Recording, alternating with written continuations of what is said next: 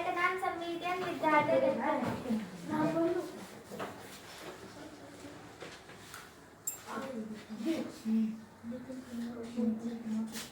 प्रश्न पूछो। पर्यावरण से आप क्या समझते हैं? पर्यावरण शब्द परि तथा आवरण दो शब्दों से मिलकर बना है। परि का अर्थ है चारों ओर तथा आवरण का अर्थ है घेरा। हमारे चारों ओर जो दिखाई देता है जैसे जल, हवा, मिट्टी, पेड़ पौधे सभी पर्यावरण का हिस्सा है। प्राकृतिक और सामाजिक पर्यावरण से में क्या अंतर है? प्राकृतिक पर्यावरण ऐसी वस्तुएं जो प्राकृतिक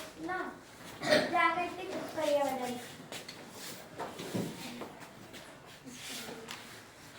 अगला प्रश्न पूछो। प्राकृतिक पर्यावरण पर्यावरण का वह हिस्सा है जो प्राकृतिक हमें प्रदान करती है, जैसे जल, हवा, मिट्टी, पेड़ पौधे, जीव जंतु। इनको हम स्वयं नहीं बना सकते हैं। सामाजिक पर्यावरण ऐसी वस्तुएं जो मनुष्य द्वारा निर्मित है, जैसे घर, मकान, सड़क, रोड, गांव, बाजार आदि सभी सामाजिक पर्यावरण का भाग है। अपने पर्यावरण के 10 अजैविक घटकों के नाम लिखिए। नदी, झील, महासागर, सागर, पहाड़, पठार, रेगिस्तान, मैदान, हवा, धूप आदि अजैविक घटक हैं। अपने विद्यालय परिसर में पाए जाने वाले जैविक घटकों के सूची बनाओ। पौधे, पेड़, चट्टान इत्यादि, चिड़िया, शिक्षक व बच्चे आदि जैविक घटक हैं। प्राकृतिक जल स्तर वायु में पेड़ पौधे एवं से मिलकर बनी है। जीव जंतु पृथ्वी के जल वाले भाग को कहते हैं जलमंडल। जैविक व अजैविक घटक एक दूसरे के पूरक है। हृदय एक जीव है शाकाहारी। विद्यालय पर्यावरण का हिस्सा है सामाजिक।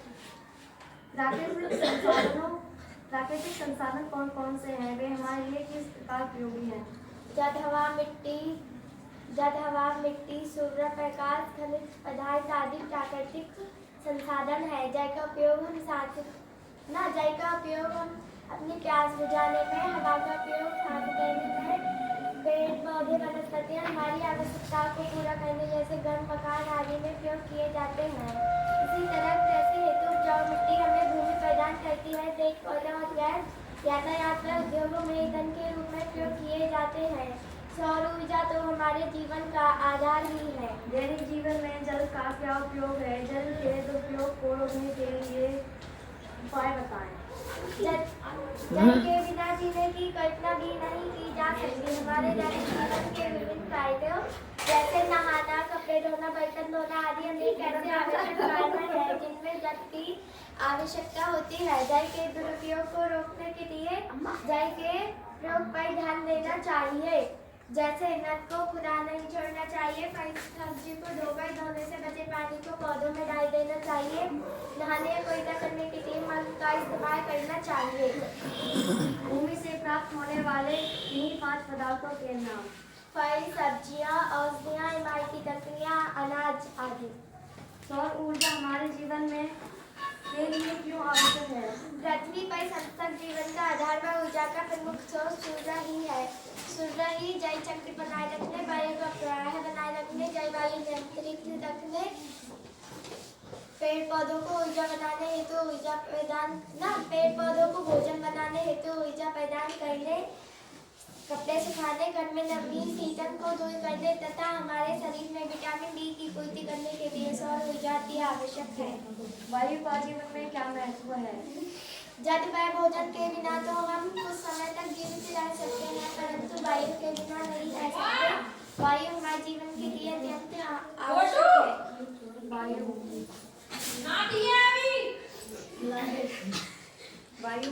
वायु का ऑक्सीजन होती है। जल जैसे हमारे शरीर का 70% भाग है। भूमि खनिज पदार्थ बनता है। सूर्य का प्रकाश हमें विटामिन डी बनाने में मदद करता है। अपशिष्ट किसे कहते हैं? मनुष्य एवं वन्य जीवों के दैनिक क्रियाकलापों के फलस्वरूप निकलने वाले अनुपयोगी पदार्थ अपशिष्ट पदार्थ कहलाते हैं। ठोस, द्रव, गैस, अपशिष्ट में अंतर बताते हुए इसके दो उदाहरण दिए। ठोस अवस्था में पाए जाने वाले अनुपयोगी पदार्थ ठोस अपशिष्ट कहलाते हैं। तरल रूप में पाए जाने वाले अनुपयोगी पदार्थ द्रव अपशिष्ट कहलाते हैं। गैस या धूल के रूप में पाए जाने वाले अनुपयोगी पदार्थ गैसीय अपशिष्ट कहलाते हैं। फल सब्जियों के छिलके, प्लास्टिक के टुकड़े ठोस अपशिष्ट है। नालियों व सीवरों से निकलने वाला गंदा जल, कपड़े धोने के बाद गंदा जल द्रव अपशिष्ट है वायुमंडल में उपस्थित धुआं और कारखानों से निकलने वाला धुआं, कारखानों वाहनों से निकलने वाला धुआं गैस अपशिष्ट है। गैसीय अपशिष्ट पदार्थ के स्रोत क्या है? लकड़ी, कोयला, कारखाने, परिवहन के साधन, मरे जीव जंतु, अंगीठी, सिगरेट, बीड़ी आदि। अपशिष्ट संग्रह के दुष्प्रभाव को उदाहरण सहित लिखिए।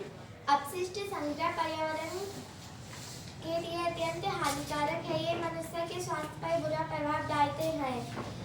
दिसंबर 1984 Bhopal plastic union carbide oxide factory से मैथिल साइनाइड गैस के रिसाव के कारण हजारों लोगों की मृत्यु हुई और लाखों लोग इसके कारण अनेक बीमारियों से ग्रसित हो गए, जैसे अंगों का शून्य होना, सांस फूलना, कैंसर जैसी बीमारियों से ग्रसित हो गए। इस घटना के बाद फैक्ट्री से कचरे के रूप में घातक रसायन निकले, जिसने आसपास की मिट्टी पेयजल को प्रभावित किया, जिसका प्रभाव वहाँ की पीढ़ियों में आज भी देखा जा सकता है। सोफिट बनाने की विधि। सोफिट बनाने के लिए जमीन में 5 से 6 फीट गहरा का चौकोर गड्ढा खोदा जाता है। फिर इस गड्ढे को ईंट का पत्थर के टुकड़े गाड़कर बालू की परत को ढक दिया जाता है तथा नाली के द्वारा पानी वाले के स्थान से जोड़ दिया जाता है। इस प्रकार सोफिट बनकर तैयार हो जाता है। ई कचरा से आप क्या समझते हैं? उदाहरण सहित लिखिए। ई कचरा से तात्पर्य है इलेक्ट्रॉनिक कचरा जो घरों व ऑफिसों में से निकलता है, जैसे खराब कंप्यूटर, टीवी, मोबाइल आदि। अनेक ऐसे उपकरण हैं जैसे refrigerator, AC, CD, radio, computer, mobile phone आदि। कारखानों से निकलने वाले जल को नालियों में बहाने से पहले क्या करना चाहिए? कारखानों से निकलने वाले जल को उचित उपचार करने के बाद ही नदियों में बहाना चाहिए, जिससे नदियों का जल दूषित न हो। प्रत्येक घर में शौचालय होना क्यों आवश्यक है? मलमूत्र आदि के निस्तारण के लिए प्रत्येक घर में शौचालय होना अति आवश्यक है।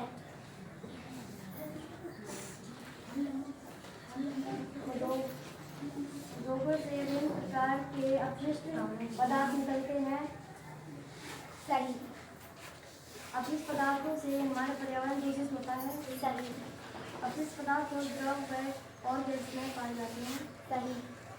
घरेलू कूड़े करकट का निष्कासन आज दूषित की समस्या नहीं है। गलत। प्लास्टिक एवं पॉलीथीन आसानी से सड़ जाती हैं। गलत। बायोगैस जैविक अपशिष्ट, कंपोस्ट खाद, कई सब्जियों के छिलके, प्लास्टिक के टुकड़े, गैसीय अपशिष्ट, धुआं, जल निस्तारण, पंक्ति में बाधा, पॉलीथीन, अपशिष्ट से मूल उपयोग सामान बनाना, कुंडी चक्र। समुद्र का जल पीने योग्य क्यों नहीं होता? समुद्र में होते विभिन्न द्रव्यों के कारण यह जल खारा या नमकीन होता है, इसलिए यह जल पीने योग्य नहीं है। जल के कौन कौन से स्रोत हैं? पृथ्वी पर जल के 3 स्रोत हैं: धरातलीय स्रोत, भूमिगत स्रोत, हिमगत स्रोत। मीठे जल के स्रोत की सूची बनाओ। नदी, तालाब, झील मीठे जल के स्रोत हैं। जल हमारे लिए क्यों उपयोगी है? जल न केवल हमारी प्यास बुझाता है, बल्कि हमारे दैनिक जीवन के विभिन्न कार्यों जैसे नहाना, कपड़े धोना, बर्तन धोना आदि अनेक कार्यों में उपयोग किया जाता है। जल के धरातलीय स्रोत से आप क्या समझते हैं? पृथ्वी की सतह से प्राप्त होने वाला जल धरातलीय स्रोत के अंतर्गत आता है, जैसे नदी, तालाब, झील आदि। प्राकृतिक में जल किन किन रूपों में पाया जाता है? प्राकृतिक में जल 3 रूपों में पाया जाता है: ठोस, द्रव तथा गैस। पहाड़ों पर जमी हुई जल का ठोस रूप है। पृथ्वी की सतह से प्राप्त होने वाला जल का द्रव रूप है। वायुमंडल में उपस्थित वाष्पन जल का गैसीय रूप है।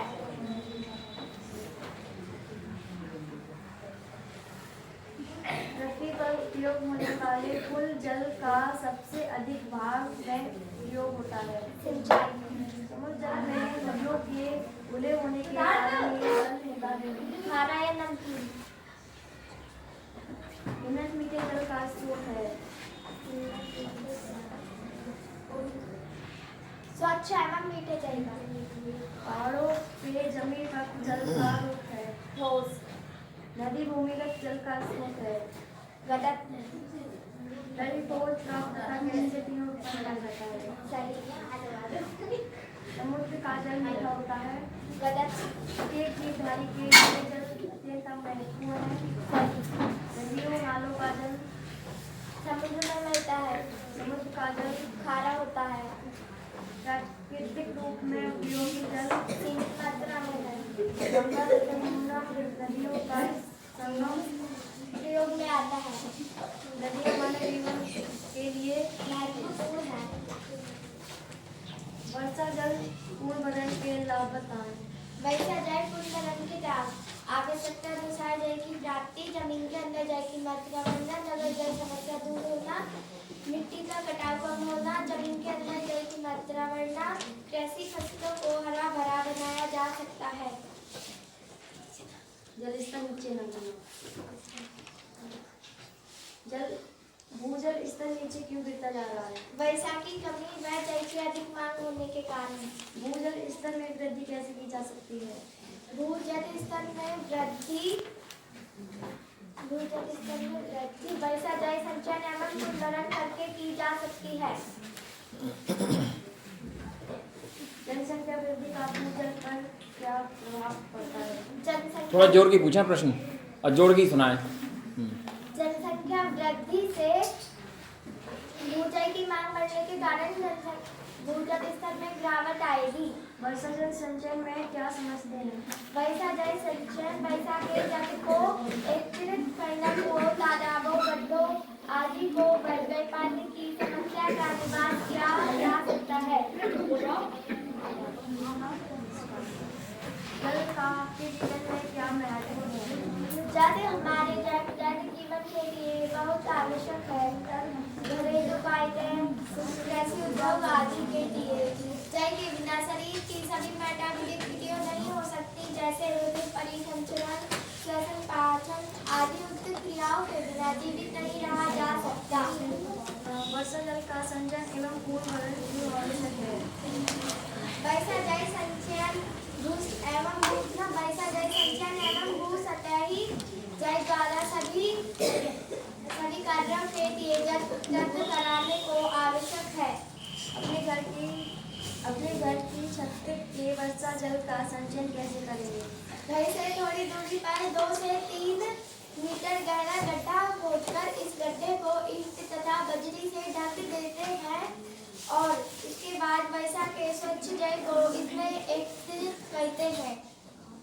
समुद्र का जल होने के कारण योग्य नहीं है। खारा होने के कारण पीने योग्य नहीं है। भूजल एवं भूसतह जल प्राकृतिक के द्वारा मात्रा में है। तालाब, पोखर आदि का जल एक प्राचीन साधन है। संचयन भूजल में वृद्धि करके कर सकते हैं। संचयन शहरों में के कारण जल भूमि में कम प्रवेश करता है। पक्के मकानों के कारण कम प्रवेश करता है। उन किस्म के धान एवं गेहूं की फसल उगाने के लिए सिंचाई की आवश्यकता होती है। अधिक भारत की जल नीति वर्ष में बनाई गई थी 1987 में। राष्ट्रीय जल नीति में जल को एवं संसाधन के रूप में माना गया है। दुर्लभ एवं बहुमूल्य है। दुर्लभ दुर्लभ।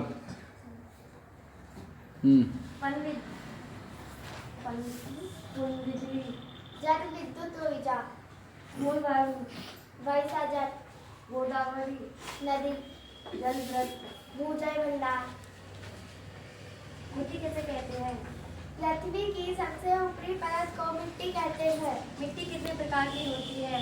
मिट्टी मुख्यतः रूप से 3 प्रकार की होती है: काली मिट्टी, लाल मिट्टी, लैटराइट मिट्टी। जब नया पाठ शुरू करते हैं, नए पाठ का नाम बोलते हैं, पाठ संख्या ये और पाठ का नाम ये है, तब उसके बाद प्रश्न पूछना स्टार्ट करते हैं। चलो कोई नहीं। मृदा प्रदूषण किन कारणों से होता है?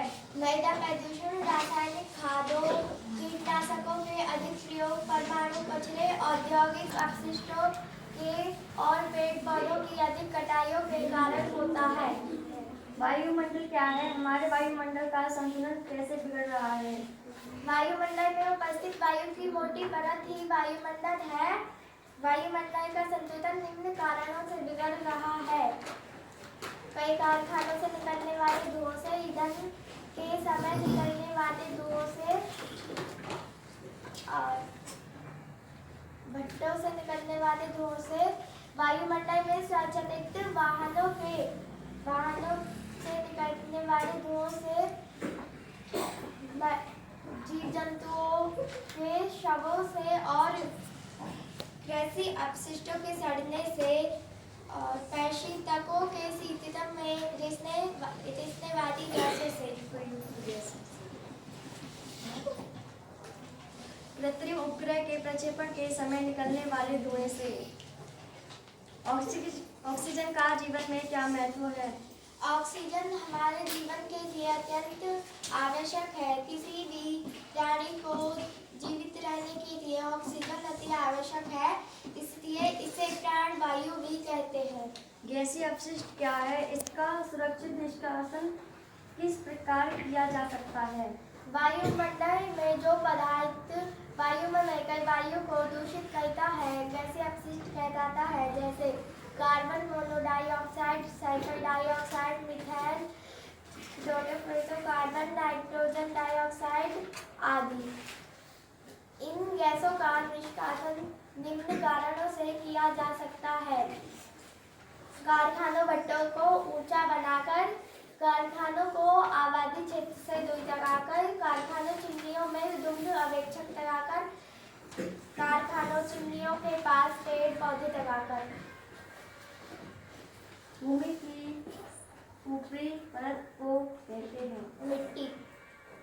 मिट्टी पेड़ पौधों को प्रदान करती है ऊर्जा, न पोषक तत्व। सोच समझ के बोलते हैं। पेड़ पौधों को स्वस्थ जो जल और खनिज लवण प्रदान करती है ना। रासायनिक खाद उर्वरक की जगह खाद का प्रयोग करना चाहिए। रासायनिक खाद। प्राकृतिक गैसों के अलावा वायुमंडल में जल वाष्प एवं धूल के कण भी है। मानव के हस्तक्षेप से वायुमंडल का बिगड़ रहा है संतुलन। पेड़ पौधे सूर्य के प्रकाश की उपस्थिति में गैस को लेकर अपना भोजन बनाते हैं। Carbon dioxide. कारखानों की चिमनियों में लगाकर धूम्र अवेक्षक। धूम्र अपक्षेपक। वनों से प्राप्त होने वाले औषधियों के पौधों के नाम, उनके उपयोग लिखिए। पेड़ पौधे का नाम: नीम, भांग पत्ती। उपयोग: रक्त शोधक, त्वचा रोग, इसबगोल बीज की भूसी, पेचिश तथा कब्ज, मुतैठी की जड़, गधे की खराश, हल्दी और जामुन के बीजों का चूर्ण मधुमेह में लाभदायक। मलेरिया की सिंकोना की छाल मलेरिया की दवा और यूकेलिप्टस का तेज जुकाम की औषधि। वन क्षेत्र में मिट्टी का कटाव क्यों कम होता है? वन क्षेत्र में पेड़ पौधे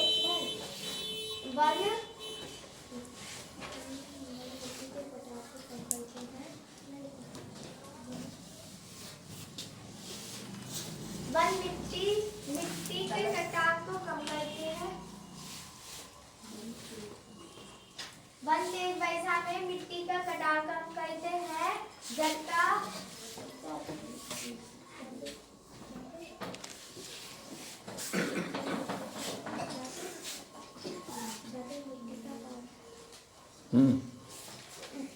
जल के वेग को कम करते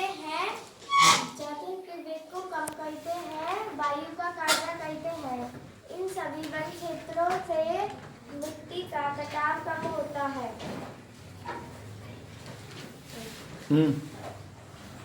गलत बताया, बताओ। गलत लिख रहा है गलत लिख रहा है कॉपी में, क्या लिख रहा है? सर जी, इसमें आधा तो है ही नहीं है। कम लिख रहा है। अच्छा, दोबारा पूछो क्वेश्चन। वन क्षेत्र में मिट्टी का कटाव क्यों कम होता है? बताओ। वन मिट्टी का कार्य करते हैं वन मिट्टी का कटाव कम करते हैं, दही का वेग कम करते हैं। काट काट के तो बोल रही है। नहीं सुना दो। दही हाँ। का वेग कम करते हैं, हम्म वायु का कार्य करते हैं। वायु का हम्म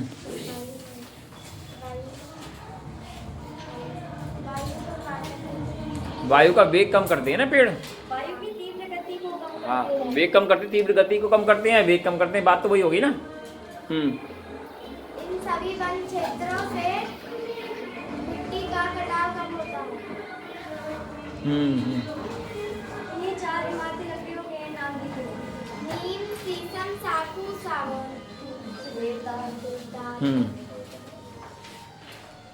विलुप्त तथा संकटग्रस्त प्रजातियां क्या हैं? उदाहरण सहित स्पष्ट कीजिए। विलुप्त प्रजातियां वन्य जीवों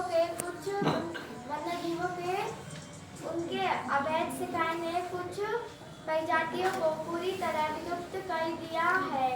इन्हें विलुप्त प्रजातियों की श्रेणी में रखा जाता है, जैसे डायनासोर और मैमथ। जबकि दूसरी तरफ कुछ प्रजातियां विलुप्त नहीं हुई हैं, परंतु विलुप्त की कगार पर है। इन्हें संकटग्रस्त प्रजातियों की श्रेणी में रखा जाता है, जैसे बाघ और बिल्ली। ठीक है। हो गया पूरा? चलो। 7वां पाठ पूरा हो गया। लिखा नहीं है, सुनाई है। अच्छा सुनाया, चलो भी आ जाओ। इस लड़की ने अच्छा सुनाया, शाबाश। अब सभी बच्चों को इससे प्रेरणा लेनी चाहिए। छोटी मोटी गलती हुई है, लेकिन फिर भी अच्छा सुनाया है। ठीक है, शाबाश।